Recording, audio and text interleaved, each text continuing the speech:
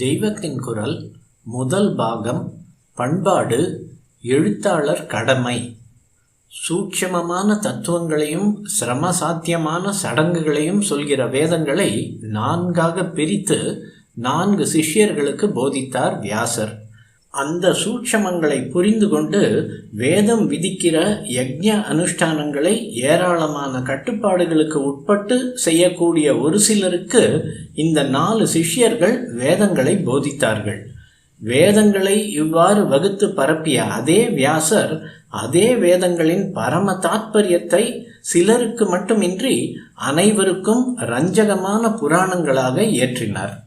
இவற்றை பொது ஜனங்களுக்கெல்லாம் பிரச்சாரம் செய்கிற பணியை சூதர் என்பவரிடம் ஒப்புவித்தார்.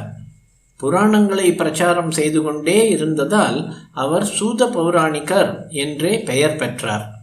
இவர் அப்பிராமணராக இருந்தும் பெரிய பிரம்ம ரிஷிகளெல்லாம் இவரை உயர்ந்த ஸ்தானத்தில் அமர்த்தி நிரம்ப மரியாதை செய்து இந்த புராணங்களை கேட்டார்கள்.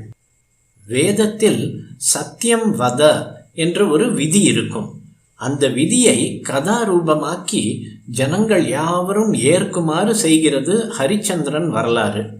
தர்மம் சர என்கிற வேதத்தின் சட்டத்துக்கு மகாபாரதம் முழுவதும் விளக்கமாகிறது. மாத்ரு தேவோ பவ பித்ரு தேவோ பவ என்கிற வேத வாக்கியங்களுக்கு ஸ்ரீராமனின் சரித்திரம் அற்புதமான பாஷ்யமாக இருக்கிறது.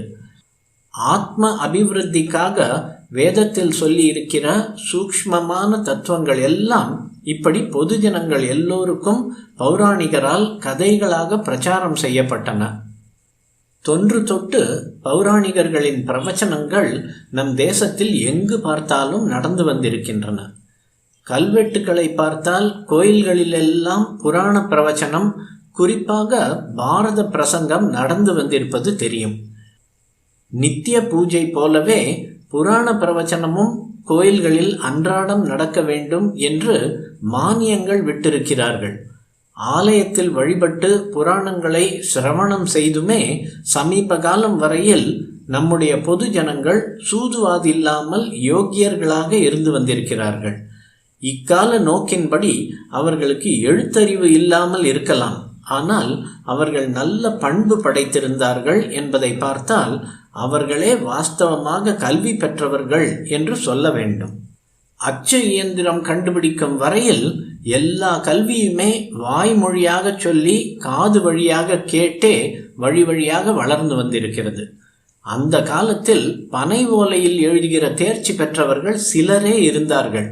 மற்றபடி பெரிய வேதாந்தம் தெரிந்தவர்கள் கூட எல்லாம் செவி வழியேதான் கேட்டறிந்தார்கள். அச்சு இயந்திரம் வந்தது. அப்புறம் நிறைய புஸ்தகங்கள், நியூஸ் பேப்பர்கள் ஏற்பட்டுவிட்டன. பௌராணிகர்களின் இடத்தை இவை பிடித்து கொண்டன. எனவே பத்திரிகையாளர்களும் எழுத்தாளர்களும் தான் இன்றைய பௌராணிகர்கள். சூதரும் மற்ற பௌராணிகர்களும் எப்படி தர்மங்களை ரசமான கதைகள் மூலம் பொது ஜனங்களிடையே பிரச்சாரம் செய்தார்களோ அவ்விதமே செய்ய வேண்டியது இன்றைய பத்திரிகையாளர்கள், எழுத்தாளர்களின் கடமை. ஜனங்களுக்கு பிடித்ததை மட்டுமே சொல்வது என்று வைத்துக்கொள்ளக்கூடாது. அவர்களின் அறிவை, மனத்தை உயர்த்துகிற விஷயங்களையே எழுத வேண்டும். இதை சுவாரஸ்யமாக செய்ய வேண்டும். உத்தமமான விஷயங்களை புது புது விதங்களில் உணர்த்த வேண்டும்.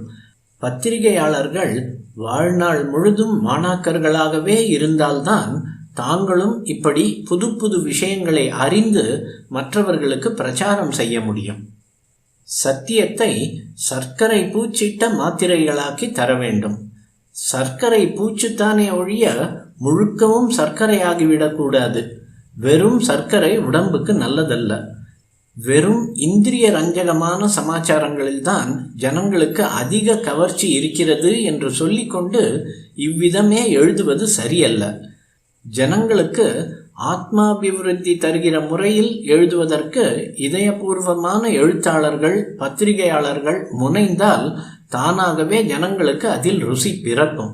நம்மையும் உயர்த்தி கொண்டு நம் வாசகர்களையும் நாம் உயர்த்த வேண்டும் என்கிற கடமை உணர்ச்சியை பத்திரிகையாளர்களும் எழுத்தாளர்களும் பெற வேண்டும். இவ்விதம் ஆத்மக்ஷேமம், லோகக்ஷேமம், சாந்தி, சுபிட்சம் எல்லாவற்றுக்கும் மெய்யான சேவை செய்கிற பாக்கியத்தை பத்திரிகையாளர்கள், எழுத்தாளர்கள் பெற வேண்டும்.